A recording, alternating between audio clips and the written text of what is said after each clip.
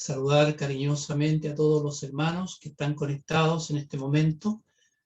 Damos gracias al Señor porque nos ha permitido usar estos medios tan distintos a los que conocíamos antes nosotros, tan limitados, pero disfrutábamos nuestras reuniones porque eran conforme al modelo que el Señor nos dejó. Y en base a lo que en su palabra encontramos, donde hay 2 o 3 congregados en mi nombre, allí estoy yo en medio de ellos. Y esto ciertamente fue y ha sido de bendición por mucho tiempo para los que conocemos al Señor. Así que me es muy grato saludarles. No les conozco, solamente al hermano Fernando, que fue quien se comunicó conmigo para tomar parte en esta reunión. Y por cierto, para mí es un privilegio poder estar con ustedes y poder acompañarles. Y principalmente por tomar este precioso libro que es la Biblia y abrirlo para extraer la enseñanza para nuestras vidas. Primero quiero hacer una pregunta. ¿Se escucha bien? Porque de repente tengo algún tipo de problema con el audio. Bueno, les invito en esta ocasión a que leamos en el último libro del Antiguo Testamento, el libro del profeta Malaquías. Y vamos a leer en el capítulo 1, Malaquías, capítulo 1, y vamos a comenzar la lectura en el verso 1. Malaquías, capítulo 1, versículo 1. Dice así la palabra de Dios. Profecía de la palabra de Jehová contra Israel por medio de Malaquías. Yo os he amado, dice Jehová. Y dijisteis, ¿en qué nos amaste? ¿No era Esaú hermano de Jacob? Dice Jehová. Y amé a Jacob, y a Esaú aborrecí. Y convertí sus montes en desolación y abandoné su heredad para los chacales del desierto. Cuando Edom dijere, nos hemos empobrecido, pero volveremos a edificar lo arruinado. Así ha dicho Jehová de los ejércitos. Ellos edificarán, y yo destruiré. Y les llamarán territorio de impiedad y pueblo contra el cual Jehová está indignado para siempre. Y vuestros ojos lo verán, y diréis, sea Jehová engrandecido más allá de los límites de Israel. Dejemos hasta ahí la lectura de la palabra de Dios. Siempre rogamos a Él añadir su más rica bendición. Este es el último libro del Antiguo Testamento, escrito por el profeta Malaquías, cuyo nombre significa mi mensajero. Dios va a ocupar a este profeta para entregar un mensaje que el pueblo de Israel necesitaba en forma urgente. Había vuelto a decaer el pueblo después del cautiverio. Debo decir de que hay 7 libros en el Antiguo Testamento que nos hablan de este periodo posterior al exilio, posterior al cautiverio, desde cuando el pueblo de Israel vuelve de allá de Babilonia. Son 7 libros. Hay 3 libros que son conocidos como libros históricos. Está el libro de Esdras, Nehemías y Esther. Son libros históricos que nos relatan lo que aconteció después del cautiverio. Hay 3 libros que son conocidos como libros proféticos que nos hablan de ese periodo. Ageo, Zacarías y Malaquías. Nos hablan de cómo Dios tuvo que hablar al pueblo para hacer correcciones o para motivarles al trabajo y al servicio al Señor. Y hay un 7º libro, que es un libro histórico y profético a la vez, que es el libro del profeta Daniel. Daniel relata algunos hechos históricos de ese periodo, pero también su apasionante profecía que tiene relación con eventos incluso muy cercanos, futuros. Así que son 7 libros. Pero este es el último, el libro del profeta Malaquías. Y como digo, ellos han regresado del cautiverio. Pero Dios tiene una queja. Pareciera que no han aprendido la lección. Pareciera que después de haber sido disciplinados y castigados severamente por Dios, han vuelto a las mismas prácticas pecaminosas que quizás mostraban su apatía a las cosas espirituales y a la mundanalidad. Y aquí encontramos en el primer versículo que Dios dice profecía algunos dicen la carga o la queja de Jehová contra Israel por medio de Malaquías, por medio de su profeta. Y llama nuestra atención, como está escrito este libro, tiene una forma muy particular, está hecho a través de preguntas. Dios hace preguntas, el pueblo responde, a veces en forma sarcástica, a veces en forma irresponsable, en forma liviana, y mostrando que es un pueblo malagradecido. Y Dios aquí hace una tremenda afirmación, hermano. Dice lo siguiente: yo os he amado, dice Jehová. Y cuando nosotros leemos esta frase, leemos esta afirmación de parte de Dios, no cabe duda, hermano, que Dios ha amado a su pueblo. Pero por cierta razón, este pueblo no lo entendía así en ese momento. Porque incluso de esta manera responde: y dijisteis, ¿en qué nos amaste? ¿En qué nos amaste? Y uno pudiese entrar a criticar severamente al pueblo de Israel, pero quizás nos vamos a colocar en el caso de ellos, dada la situación que estaban viviendo, no para justificar, por cierto, esa frase que muestra una ingratitud y un tremendo desconocimiento de lo que Dios había hecho con ellos, sino más bien para, de alguna manera, ilustrar lo que a nosotros muchas veces nos ocurre cuando pensamos en el amor de Dios. Cuando todo está bien, cuando hay buena salud, cuando hay trabajo, cuando hay una buena situación económica, cuando las relaciones con nuestros semejantes están bien, cuando está bien nuestra relación con los hermanos y nada parece que interrumpe nuestra comunión con el Señor y con ellos, con los hermanos, entendemos perfectamente que Dios nos ama. Pero cuando pasamos situaciones difíciles, apremios, enfermedades, necesidades, problemas de distintos tipos, muchas veces respondemos igual que este pueblo y podemos dudar incluso del amor de Dios en ciertas circunstancias y en ciertas ocasiones. Y esto es lo que le está pasando al pueblo de Israel. Dios dice en forma categórica, y es una verdad tan grande que podemos encontrar en la palabra de Dios: yo os he amado. Pero ellos dicen, ¿y en qué nos amaste? Estaban pasando una situación difícil, muy difícil. Pensemos por un momento, ¿qué les había ocurrido? ¿Qué les había ocurrido? En que se habían alejado de Dios durante un tiempo y Dios les había castigado severamente y había sido llevado en cautiverio a Babilonia. Por lo tanto, este pasaje no se puede tomar simplemente bajo el momento que ellos estaban viviendo, sino que había que hacer, y hay que hacer, un análisis mucho más profundo de lo que Dios ha hecho con este pueblo, con esta nación, la nación de Israel, y lo que incluso en el futuro les espera a ellos. Dios dice, yo os he amado. Y por lo tanto, hermano, tenemos que ir muy atrás. Incluso voy a empezar quizás en ese análisis mirando hacia atrás de lo que Dios había hecho con Israel. Cuando uno va al libro del profeta Jeremías, y en el libro del profeta Jeremías Dios dice claramente, con amor eterno te he amado. Dios había amado a su pueblo y lo había mostrado de distintas formas y lo podemos encontrar a través de las Escrituras. Y uno tiene que remontarse hacia atrás, hacia el libro del Génesis, cuando Dios llama a Abraham.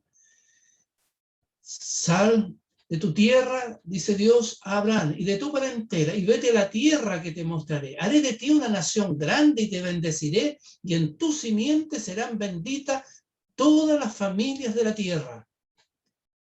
Dios llama a un hombre para formar una nación única. Y sabemos toda la historia, no tenemos el tiempo para hacer un análisis de todo lo que ocurrió en el pasado, pero Dios elige a un hombre para que de su descendencia forme una gran nación, pero en tu simiente, es decir, con uno que vendrá de ese hombre, como descendiente de ese hombre, en ese que es la simiente, como dice Gálatas, serán benditas todas las naciones de la tierra. Y comienza la formación y podemos pensar en el hijo, en Isaac, podemos pensar en los hijos de Isaac y podemos pensar en todo lo que ocurrió. hasta que vamos al libro del Éxodo y encontramos a un pueblo que está en esclavitud. Ya ese pueblo se había multiplicado, estaba en esclavitud, pero Dios con mano poderosa saca a ese pueblo de la esclavitud y le lleva a través del desierto y le conduce a una tierra de promisión, una tierra de bendición, la tierra prometida, la tierra de Canaán. Allí les va a bendecir. Pero cuando ellos van de camino hacia esa tierra y están a punto de entrar, Dios les hace ver por qué razón ellos son ese pueblo tan especial. Y yo puedo ir, por ejemplo, al libro de Deuteronomio, así brevemente podríamos encontrar este pasaje en Deuteronomio, en el capítulo 6, Dios le dice a ellos, porque tú eres pueblo santo para Jehová tu Dios.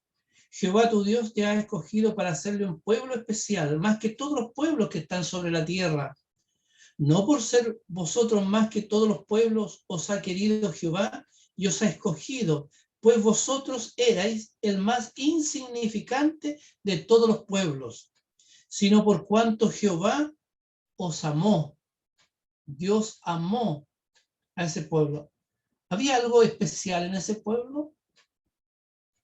¿Tenía una característica que encontraba alguna atracción o alguna satisfacción en el corazón de Dios? Nada.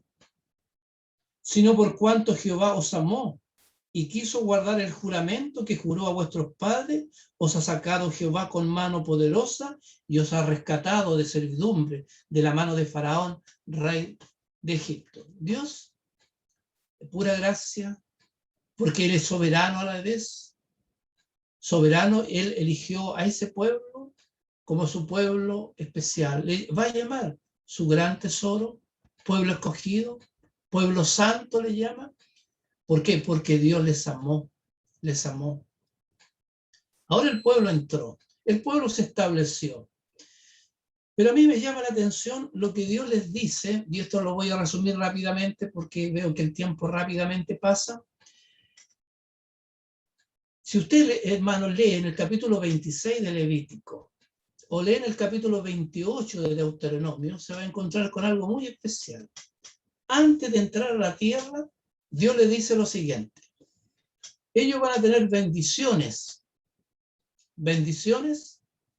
grandes de Dios si ellos son obedientes. Son llamados a la obediencia a su palabra.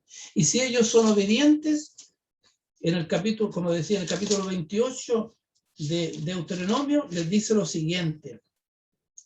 Si ellos son obedientes, entonces bendito serás tú en la ciudad y bendito tú en el campo, bendito el fruto de tu vientre, el fruto de tu tierra, el fruto de tus bestias, la cría de tus vacas y los rebaños de tus ovejas. Bendita serán tu canasta y tu arteza de amasar. Bendito serás tú tu entrar y bendito en tu salir. Es decir, habría bendición para ellos, pero tenían que ser obedientes, guardar sus palabras, guardar sus mandamientos, guardar sus estatutos. Si ellos eran obedientes, serían cabeza. Ellos prestarían a las demás naciones, pero las demás naciones serían cola. Pero también les advierte cuáles son las consecuencias de la desobediencia. ¿Cuáles son? Maldito serás tú en la ciudad y maldito en el campo, maldita tu canasta y tu arteza de amasar, maldito el fruto de tu vientre, el fruto de tu tierra, la cría de tus vacas y los rebaños de tus ovejas. Maldito serás en tu entrar y maldito en tu salir. El pueblo fue advertido. Estaban a punto de entrar. Bien, si son obedientes, estas son las bendiciones. Si son desobedientes, estas son las consecuencias de la desobediencia. Bueno, nosotros conocemos la historia de este pueblo. Este pueblo rápidamente se extravió. Y le encontramos después ya cuando ellos tenían sus reyes, de cómo se desviaron, pero grandemente. Todos conocemos la historia, como las 10 tribus del norte que conformaban el reino de Israel fueron llevados cautivos a Asiria, el año más o menos 722, por Tiglat-Pileser, tal como lo menciona la palabra de Dios. ¿Y qué pasó con el reino del sur, el reino de Judá, las dos tribus, Judá y Benjamín? Bueno, ellos pareciera que su descenso fue más gradual, más lento, hubo más apego hasta cierto punto a la palabra de Dios, pero igual se fueron deslizando. Conocemos en la palabra de Dios entonces el libro del profeta Jeremías y el libro del profeta Isaías anteriormente, el año 750 aproximadamente, en sus capítulos. Del 1 al 39 se nos habla claramente del juicio que iba a caer sobre ellos y fueron advertidos una y otra vez para que se arrepintieran, para que se volvieran a Dios. Y no lo hicieron, no lo hicieron. Pero a pesar de todo, Dios siempre mostraba una gracia tan especial y misericordia para con este pueblo, y a partir del capítulo 40 de Isaías hay un lenguaje totalmente distinto. Usted puede leerlo, hermano, una diferencia muy marcada que hay en ese libro del profeta Isaías. Desde el capítulo 1 al capítulo 39 se habla de juicio, se habla de castigo, porque ellos no querían volverse a Dios, no querían arrepentirse. En cambio, del capítulo 40 hasta el capítulo 66, usted va a encontrar entonces cómo incluso el capítulo 39 comienza: consolado, consolado, pueblo mío, dice Jehová. Dios va a entrar a hablar al corazón para que ellos se arrepienten, mostrándole que les amaba. Ya en este recorrido hemos visto que Dios ama a su pueblo, que Dios quiere el bien, quiere la bendición de su pueblo, pero ellos no quieren entender. Y llegamos al otro profeta grande del Antiguo Testamento, como es Jeremías. Y Jeremías, con un corazón tierno, llama una y otra vez a este pueblo que se arrepienta, que se vuelva de su mal camino. 2 males, escribe él en el capítulo 2, 2 males ha hecho mi pueblo. Me dejaron a mí fuente de agua viva y cavaron para sí cisternas rotas que no retienen agua. Hermanos, hagamos un paréntesis. Podemos seguir analizando la historia de este pueblo. Pero ¿cuántas veces no nos habla a nosotros de nuestra condición espiritual, de nuestra ingratitud? ¿Qué éramos nosotros? Éramos igual que ese pueblo.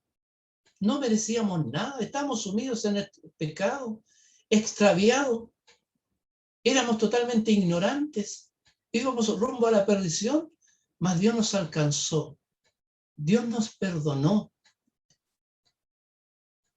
Hemos nacido de nuevo, hemos sido hechos nuevas criaturas, hemos sido creados en Cristo Jesús para una vida distinta y diferente. ¿Y cuántas veces mostramos esa ingratitud, esa rebeldía, esa indiferencia y nos extraviamos? Y a veces empezamos a hacer cambios tal como lo hacían ellos y no atendemos al llamado de Dios. Y Dios tiene que decir: 2 males ha hecho mi pueblo. Me dejaron a mí. Ese es el gran pecado de Israel. Ese fue el gran pecado de Israel, señalado en el libro del profeta Jeremías. Me dejaron a mí. Permítame preguntar, hermano, ¿hay aquí alguno que se haya alejado? Entre todos los que escuchan a veces en estas plataformas, uno puede encontrar hermanos que se han alejado del Señor. Lo han dejado. Y lo han sustituido por otra cosa. Me dejaron a mí fuente de agua viva y cavaron para sí.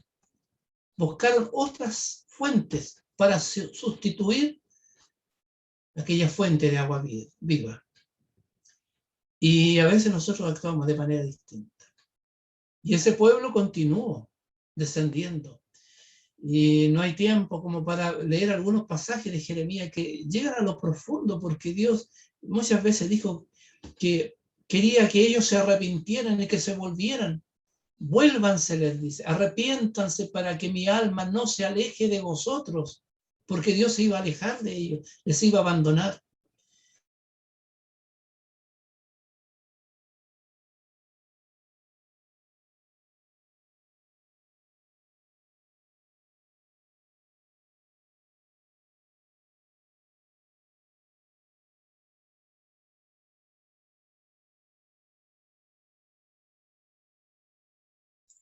¿Me escuchan ahora?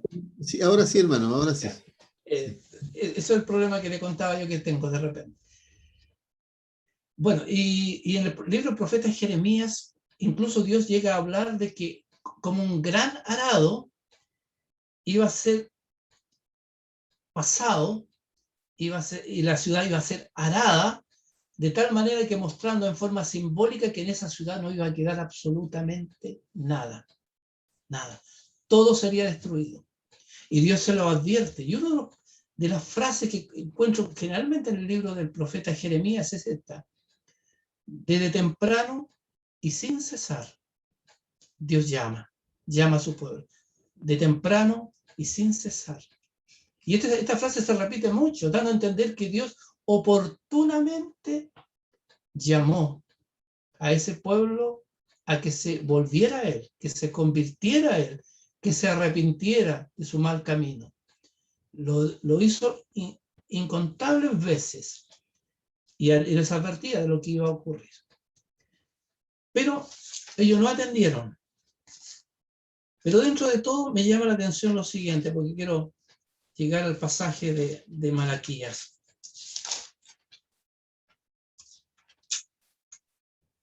Les dice, por ejemplo, en el capítulo 29, verso 11, porque yo sé los pensamientos que tengo acerca de vosotros, dice Jehová, pensamiento de paz y no de mal, para daros el fin que esperáis. Dios tenía buenos propósitos para ese pueblo. El pueblo fue al cautiverio, no atendió. 3 oleadas, por así decirlo, de tropa de Babilonia sitiaron primero y fueron destruyendo a esta nación, la nación de Judá. Primeramente, cuando fue llevado Daniel y Ezequiel, por ejemplo, un segundo ataque y un tercer ataque cuando ya definitivamente fueron llevados cautivos a Babilonia, el año 586 aproximadamente. Y de allá tuvieron que levantarse, porque pasaron los 70 años y ellos pudieron volver, y cuando volvieron, imagínense la condición en la que volvieron. 42.360 israelitas, de acuerdo a lo que nos dice el libro del del libro de Esdras, nos recuerda ahí que Zorobabel fue el guía civil que llevó de vuelta al pueblo para encontrarse con ¿qué? Con una ciudad destruida, con piedras calcinadas, no había nada de valor al parecer en esa ciudad, solamente estaban los cimientos del hermoso y formidable y maravilloso templo que habían tenido, pero no había nada más. Se dieron a la tarea de reconstruir, es muy hermoso estudiar el libro de Esdras, es muy interesante el libro del profeta Ageo, que nos habla un poco de ese periodo, y Zacarías también, para hablarnos de lo que ocurrió en la reconstrucción del templo. Pero ellos hacían la comparación, y hay un tema ahí en el libro de Esdras que es bien interesante considerar. Dice que cuando estaban reconstruyendo los cimientos del templo, las personas de edad, los ancianos, lloraban.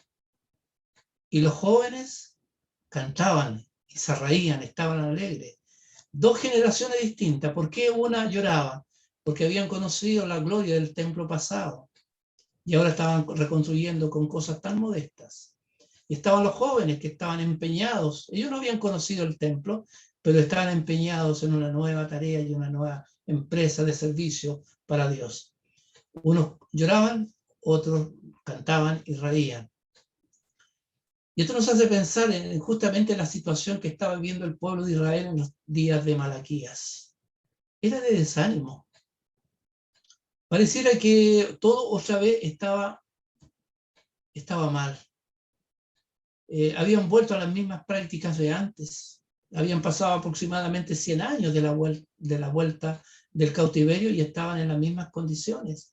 Y ya, si ustedes lo pueden leer, el libro del profeta Malaquías, hay preguntas en que el pueblo había deshonrado a Dios, en que había adulterio, en que había divorcios, en que había robos, las mismas ofrendas, habéis robado a Jehová, dice el profeta. Y además pensaban que Dios había cambiado. Porque si ahora estas prácticas, estos pecados se hacían a la vista de todos, significaba que algo había pasado y según ellos Dios había cambiado. Dios era más tolerante ahora, lo cual era una blasfemia. Y Dios les dice entonces, yo os he amado. Y ellos se miran en la situación actual, en su pobreza, en su necesidad, y dicen, ¿en qué nos amaste? Pero hermano, aquí hay algo súper interesante y que debemos considerar. Primeramente, Dios tiene un plan que es mucho más extenso, que va desde allá cuando Dios llamó a Abraham y que va hacia el futuro. Y hay un propósito que Dios tiene con este pueblo, Y está justamente señalado en libros de otros profetas cuál es el futuro de esta nación. Esta nación va a llegar a ser la primera nación del mundo. El Señor, cuando venga y ponga sus pies sobre el monte de los olivos y entre de nuevo a la ciudad de Jerusalén, Él va a establecer su trono de gloria, tal como lo dice Mateo capítulo 25. Él va a establecer su trono de gloria y allí va a reinar. Y allí Israel va a ser esa nación que Dios siempre quiso que fuese. La primera nación, cabeza de las naciones, y será la nación que será la nación capital del mundo. El mundo está en un caos, en una verdadera anarquía en el día de hoy, pero sabemos que en el día futuro esta nación va a ser bendecida. Ahora, lo que ellos no entendían es que estaban en un periodo en que lo analizaban y miraban cómo Dios estaba actuando con ellos y decían, Dios no nos ama. Pero si ellos eran capaces de tomar las escrituras y hubiesen analizado pasajes de Isaías, de Jeremías mismo que he citado y de otros profetas, del mismo profeta Daniel, se darían cuenta que para ellos había un futuro glorioso. Y que ese era un periodo en el cual Dios estaba haciendo un trabajo de disciplina, de purificación de su pueblo. Si estaban siendo afligidos, era por ese motivo. Hermanos, nosotros ¿cuántas veces somos sometidos a prueba, a dificultades? En el día de hoy lo estamos experimentando. Quizá aquí habrá personas que se han enfermado con el COVID. Habrá personas que habrán perdido su trabajo. Habrá alguna aflicción, habrá alguna necesidad y estarán dudando quizás del amor del Señor. Pero no, el Señor, si nos hace pasar por circunstancias difíciles, primeramente, Él siempre va a estar con nosotros, nunca nos va a dejar. Y además debemos entender lo que Dios nos dice en su palabra. ¿Qué nos dice, por ejemplo? Dice lo siguiente en Hebreos capítulo 12, verso 5. Y habéis ya olvidado la exhortación que como a hijos se os dirige diciendo, hijo mío, no menosprecies la disciplina del Señor, ni desmayes cuando eres reprendido por Él, porque el Señor al que ama disciplina y azota a todo aquel que recibe por hijo. Si hay dificultades, si hay problemas, si nos sentimos abatidos y vemos todo oscuro y todo malo a nuestro alrededor, hermanos, no es porque Dios nos haya dejado de amar, es porque está haciendo algo que al final va a resultar de beneficio, de provecho y de edificación para nosotros. Y dice incluso el escritor a los hebreos, si soportáis la disciplina, Dios os trata como a hijos, porque ¿qué hijo es aquel a quien el Padre no disciplina? Pero si se os deja sin disciplina, de la cual todos han sido participantes, entonces sois bastardos y no hijos. Por otra parte, tuvimos a nuestros padres terrenales que nos disciplinaban y los venerábamos. ¿Por qué no obedeceremos mucho mejor al Padre de los Espíritus y viviremos? Y aquellos ciertamente por pocos días nos disciplinaban, como a ellos les parecía, pero para lo que nos es provechoso, para que participemos de su santidad. Es verdad que ninguna disciplina al presente parece ser causa de gozo, sino de tristeza, pero después da fruto apacible de justicia a los que en ella han sido ejercitados. El Señor, Dios, al que ama, disciplina y azota a todo aquel que recibe por hijo. Y es justamente lo que Dios va a hacer con este pueblo en días de Malaquías. Por ejemplo, si usted, hermano, lee en el capítulo 3, en el verso 2, dice lo siguiente: ¿y quién podrá soportar el tiempo de su venida? ¿O quién podrá estar en pie cuando Él se manifieste? Porque Él es como fuego purificador y como jabón de lavadores, y se sentará para afinar y limpiar la plata, porque limpiará a los hijos de Leví, los afinará como a oro y como a plata, y traerán a Jehová ofrenda en justicia. Y será grata a Jehová la ofrenda de Judá y de Jerusalén, como en los días pasados, como en los años antiguos. Como decía, el libro contiene muchos temas, y uno de ellos es que cuando ellos traían sus ofrendas, traían lo que ya no servía. Traían el animal ciego, el cojo, el enfermo, el que no servía para nada. Y Dios les dice: bueno, preséntalo a tu príncipe, a ver si él se va a agradar. ¿Por qué lo estaban haciendo? Porque no estaban conscientes del amor de Dios. Y a veces, hermanos, nosotros no estamos conscientes del tremendo amor de nuestro Señor. Nosotros, escribe el apóstol Juan, nosotros le amamos a Él porque Él nos amó primero. Y es incomprensible a nuestra mente, a nuestro entendimiento tan pequeño y finito, poder entender el amor de Dios hacia nosotros. No teníamos nada, solamente por misericordia y por gracia hemos sido salvos. Y miren, en el tiempo que me resta quisiera solamente citar 2 ejemplos para mostrar cómo Dios obra en la vida de un creyente. Estaba pensando en Moisés, por ejemplo, Moisés, ese gran siervo de Dios, ese hombre que fue el gran libertador que Dios ocupó para sacar al pueblo de Israel desde la esclavitud y llevarlos a la tierra prometida, de lo cual ya hablábamos recientemente. Dios lo llamó, Dios lo capacitó, Dios lo equipó para ese servicio. Y ese hombre fue fiel. Y fue el hombre más manso de la tierra. Y si uno pudiese pensar en toda esa nación que salió de Egipto y que luego caminó por el desierto, bueno, hay una generación, ustedes saben, que tuvo que pagar con su muerte el quedar su cuerpo en el desierto por no querer obedecer o por no confiar en lo que Dios les había prometido. Pero yo siempre pienso, el hombre que merecía entrar era Moisés a la tierra prometida. Pero ese hombre un día cometió una falta, un pecado.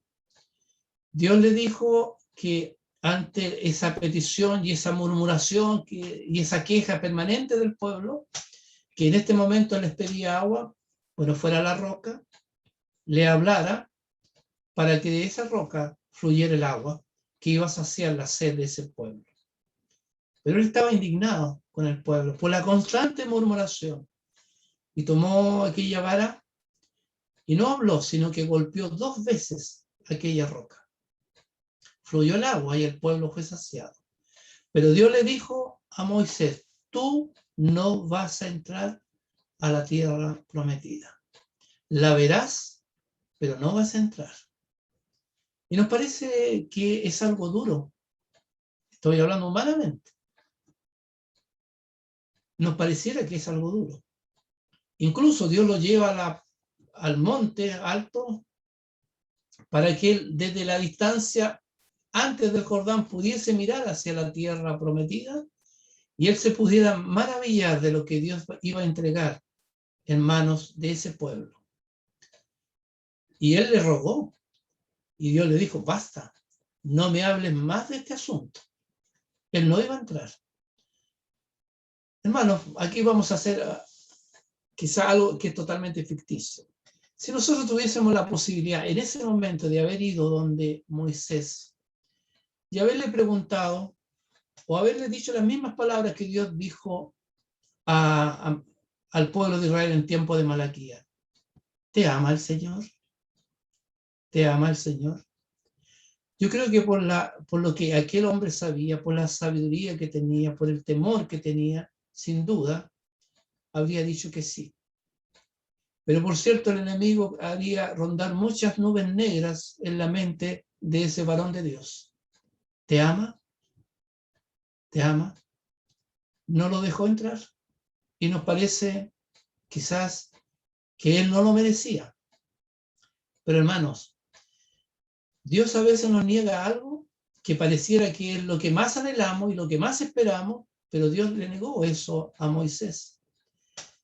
Pero si uno va al Nuevo Testamento y va al día en que Dios o el Señor manifiesta su gloria en el monte de la transfiguración, algo que quedó tan grabado en el corazón tanto de Juan como Pedro. Juan dice, y vimos su gloria, cuando él se transfiguró, cuando él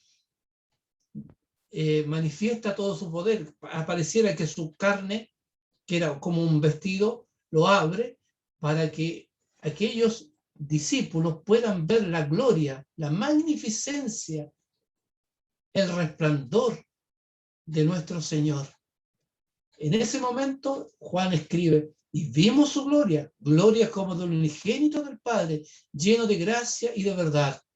Y Pedro escribe, habiendo visto con nuestros ojos su magnificencia. Por cierto, fue el momento de mayor gloria que los discípulos pudieron ver del Señor. Y nuestra pregunta, ¿quién estaba allí? En ese momento de la transfiguración, estaba Elías y estaba Moisés. Le negó, por una falta que él había cometido allá en el desierto, le negó entrar a la tierra prometida, pero le otorga una bendición mucho más grande cuando él aparece en el monte de la transfiguración. Hermanos, a veces el Señor nos niega algo, pero tiene algo mucho, pero mucho mejor para nosotros. Y esa es una realidad. Y si le hubiésemos preguntado, vuelvo a esta suposición, ¿no? Esta escena ficticia que estoy expresando, hubiésemos ido a aquel monte de la transfiguración y le hubiésemos preguntado en ese momento a Moisés, Moisés, ¿Dios te ama? No cabe duda. Moisés habría dicho sí. El Señor me ama y lo hizo bien. Lo hizo bien. Por cierto, el Señor nos niega a veces cosas, pero siempre hay una bendición mayor para nosotros que nos espera junto a Él. Y pensemos, por último, en esas dos hermanas de Lázaro. Lázaro estaba enfermo y grave, y estas hermanas estaban hondamente preocupadas. ¿Y preocupadas por qué? Porque el Señor no estaba. El Señor acostumbraba a ir a Betania. Incluso la última semana Él va a estar constantemente en Betania junto a estos tres hermanos. Pero cuando Lázaro enfermó, el Señor no estaba. Y aquellas mujeres preocupadas mandaron entonces a llevar un mensaje al Señor. Y el mensaje decía esto: aquí el que amas está enfermo. Nada más. No le dicen, no le hacen alguna sugerencia, Señor, ven, pon tu mano sobre él y él va a sanar. No, el que ama al Señor está enfermo. No le dice, Señor, Lázaro que te ama está enfermo. No, Señor, el que tú amas, Lázaro, está enfermo. ¿Qué debía hacer el Señor? Él lo sabía. Él era soberano para decidir qué hacer. Y cuando llega la noticia allá, donde el Señor estaba al otro lado del Jordán, en la región de Perea, se supone que por allí estaba, el Señor escucha la noticia y se quedó. Y uno dice, bueno, pero si amaba a Lázaro, ¿por qué no regresó? Bueno, el Señor dice, esta enfermedad no es para muerte, sino para la gloria de Dios. Él tenía propósitos mejores y él esperó. Lázaro murió y él entonces se encamina hacia Betania. Cuando llega a la aldea, el Señor no entra en la aldea. Marta sale al camino para encontrarse con el Señor y Marta le dice, al parecer en un tono de queja, de dolor, Señor, si hubieses estado aquí, mi hermano no habría muerto. Y el Señor le dice, tu hermano resucitará. Dice, yo sé que resucitará en la resurrección en el día postrero. Y el Señor pronuncia las palabras, hermanos, que son de tanto poder, son tan potentes. Yo soy la resurrección y la vida. El que cree en mí, aunque esté muerto, vivirá. Y todo aquel que vive y cree en mí no morirá eternamente. Ya Marta escuchó estas palabras formidables del Señor, y cada uno de nosotros las conoce, y quizás las hemos tenido que citar muchas veces en algún funeral, en algún velorio, pero que han sido de tanto consuelo para los que somos creyentes. Luego el Señor dice a Marta que vaya a la aldea y llame a Marta. Marta nuevamente sale, el Señor no entra en la aldea. Y ella hace algo distinto, se postra a sus pies y le dice, Señor, si hubieses estado aquí, mi hermano no habría muerto. Un paréntesis, hermano. En el único lugar donde vamos a encontrar consuelo y fortaleza es a los pies del Señor. María allí fue, a los pies del Señor. Ella tenía la costumbre de estar allí, siempre a los pies del Señor. Siempre la vamos a encontrar allí. Pero ella le vuelve a decir, Señor, si hubieses estado aquí, mi hermano no habría muerto. Quizás en esos días nosotros le hubiésemos preguntado a Marta y a María nuevamente la misma pregunta. ¿El Señor les ama? Ellas lo conocían y seguramente habían dicho que sí. Pero ¿cuántas veces el enemigo en esos momentos quizás hace girar en torno a nuestra mente nubes negras de la duda y de la desconfianza del amor del Señor? Y el Señor pregunta, ¿dónde le pusiste? Sabemos que él lloró antes de eso. Y lo llevan. Y el Señor hace que muevan la piedra y con voz potente grita, Lázaro, ven fuera. Y salió aquel hombre que estaba muerto. ¡Qué alegría! ¡Qué felicidad para todos los que estaban presentes! Para aquellas hermanas. ¡Qué dicha! El milagro más portentoso del Señor en el Nuevo Testamento, el más extraordinario, lo hizo con estos que amaba, pero que en un momento dudaron quizás del amor del Señor. Nuevamente, en esta actitud ficticia que yo he puesto, si fuésemos a preguntar de nuevo a estas hermanas, Marta, María, ¿el Señor les ama? No hay duda, hermano. El Señor les ama. Así que, hermanos, no dudemos del amor del Señor. Él verdaderamente nos ama. ¿Cuántos pasajes podríamos citar?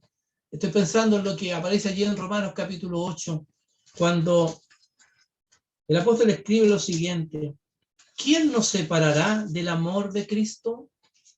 ¿Tribulación o angustia o persecución o hambre o desnudez o peligro o espada?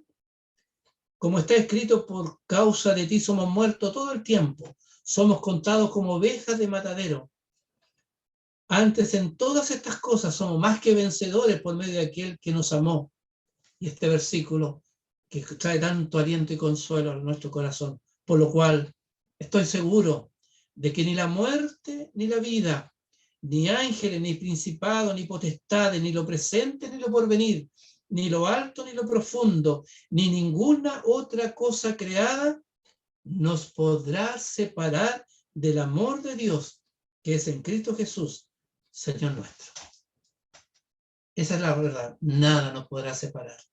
Nada del amor de Dios, que es en Cristo Jesús. Cuando este pueblo de Israel pasaba estas pruebas, se olvidó de leer la palabra, de encontrar allí el consuelo, allí la fuerza necesaria. Recuerdo lo que aparece en Isaías, por citar alguno de ellos, cuando Dios dice a ese pueblo, cuando pases por las aguas, yo estaré contigo. Y si por los ríos, no te anegarán. Cuando pases por el fuego, no te quemarás, ni la llama arderá en ti. Ese es el Dios nuestro, el que siempre nos va a guardar, el siempre nos va a cuidar, nos va a disciplinar, nos va a hacer pasar por pruebas, pero no perdamos de vista, hermanos, hacia dónde vamos. Amados, dice el apóstol Pedro, no os sorprendáis del fuego de prueba que os ha sobrevenido como alguna cosa extraña, os aconteciese, sino gozaos, por cuanto sois participantes de los padecimientos de Cristo, para que también en la revelación de su gloria, allá vamos a estar, en la gloria, en la casa del Padre, os gocéis con gran alegría. Pues tengo por cierto, escribe el apóstol Pablo, que las aflicciones del tiempo presente no son comparables con la gloria venidera que en nosotros ha de manifestarse. Bueno, hermanos, ya la hora me ha alcanzado. Hermano me dijo que hasta las 9:30, pero consideremos lo que encontramos en la palabra, un Dios que nos ama, que va a permitir pruebas, que va a permitir las dificultades, pero para purificarnos. Acuérdense, hermanos, que el que comenzó en nosotros la buena obra, la perfeccionará hasta el día de Jesucristo. Y ese día de Jesucristo, ese es un término que aparece mucho en 1 Corintios, en Filipenses y en nuestras epístolas, está hablando del tribunal de Cristo, el día en que rendiremos cuenta al Señor, en el periodo de los galardones, de los premios, de las coronas. Él está haciendo una obra, está perfeccionando hasta el día de Jesucristo. Bien, hermano, que el Señor bendiga su palabra y bendiga ricamente a mis hermanos de Temuco.